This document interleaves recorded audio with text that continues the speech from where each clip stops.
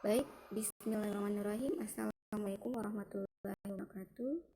Saya akan menjelaskan terkait eh, masalah promosi kesehatan ya. Jadi kalau kita membahas terkait dengan masalah promosi kesehatan, saya yakin Bu Ari sudah menjelaskan beberapa hal terkait dengan promosi kesehatan ya. Jadi kalau saya lihat sekilas materi Bu Ari itu ya ada yang terkait dengan masalah media, kemudian ada yang terkait dengan masalah sasaran promosi kesehatan. Nah, kalau saya akan mengulas sedikit terkait dengan masalah promosi kesehatan, tapi nanti saya akan menitik beratkan pada praktek pembuatan media promosi kesehatan. Jadi kalau di wawasan IPTEK Anda semua telah melakukan praktek penyuluhan. Nah, kalau di promosi kesehatan itu kita lebih menitik beratkan terkait dengan masalah media kesehatan gitu. Jadi nanti kita akan maksimalkan Android Anda untuk membuat entah itu poster, kemudian kita memanfaatkan media seperti Instagram ya atau Facebook untuk Anda mendesain poster ya. Nanti saya kasih link untuk Anda mengikuti tutorial pembuatan poster gitu atau tutorial untuk bagaimana menyampaikan pesan kesehatan di Instagram. Nanti Anda praktek gitu. Nah, sehingga kalau untuk pertemuan saya akan lebih mengulang, tapi nanti akan ada yang namanya praktek pembuatan media kesehatan gitu. Oke, nanti Anda bisa akses PowerPoint saya di kelas e-learning dan Anda bisa mengakses penjelasannya di YouTube saya. Gitu. Nah, yang pertama terkait dengan pengertian promosi kesehatan. Jadi kalau pengertian promosi kesehatan, mungkin ini saya hanya mengulang. Di sini ada beberapa definisi yang saya ambil, ada menurut Lawrence Green, kemudian ada menurut Ottawa Charter, ada menurut Green dan Watson. Nah, nanti Anda bisa baca kalau terkait dengan pengertian yang dikeluarkan oleh Lawrence Green pada tahun 1984, bisa lihat bahwa promosi kesehatan itu adalah segala bentuk kombinasi pendidikan kesehatan dan intervensi atau campur tangan yang terkait dengan masalah ekonomi, politik, organisasi yang dirancang untuk memudahkan perubahan perilaku dan lingkungan yang kondusif bagi kesehatan. Jadi kalau kita kembali ke pengertian kesehatan sendiri, dia adalah tidak hanya dilihat dari sisi fisik, tapi juga dari sisi sehat, baik dari sisi ekonomi, politik, organisasi, mental, budaya gitu. Nah, sehingga promosi kesehatan itu memang menitik beratkan bagaimana cara kita melakukan perubahan perilaku melalui intervensi gitu, intervensi dari sisi ekonomi, politik dan lain sebagainya gitu. Jadi kesehatan itu tidak berdiri sendiri, dia ada hal-hal lain yang ikut campur gitu untuk bagaimana kesehatan itu bisa berjalan sesuai arahan pengertian kesehatan gitu. Jadi kalau kita lihat apakah kemudian masyarakat itu bisa dikatakan sehat hanya dilihat dari sisi fisiknya saja, tidak gitu.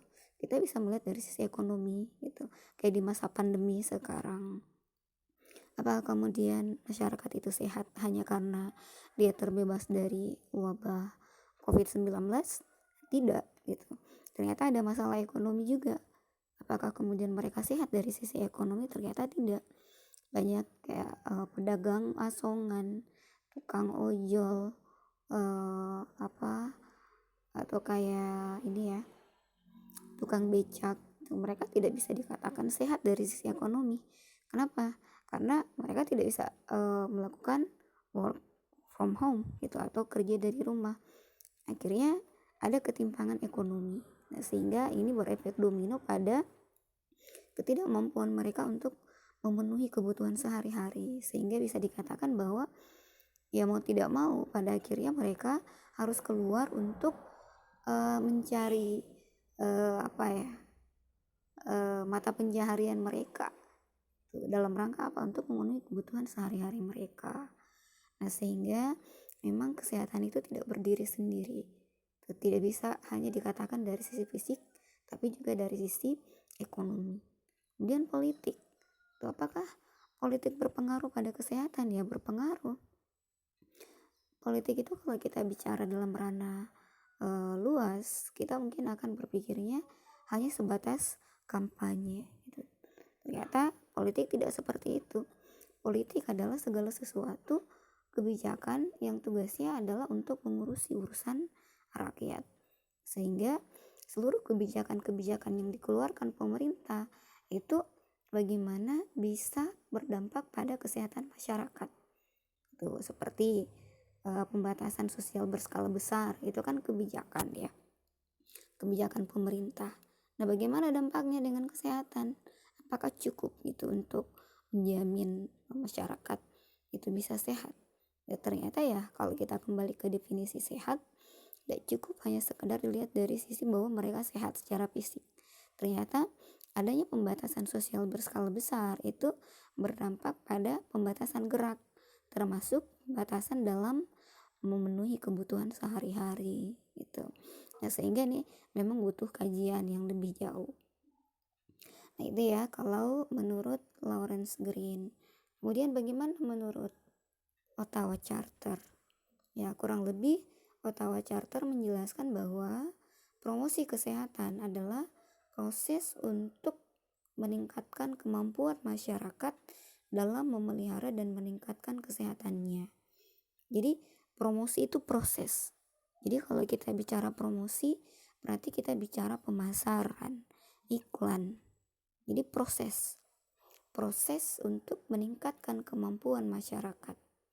Ya, jadi upaya-upaya untuk memampukan masyarakat dalam memelihara dan meningkatkan kesehatannya.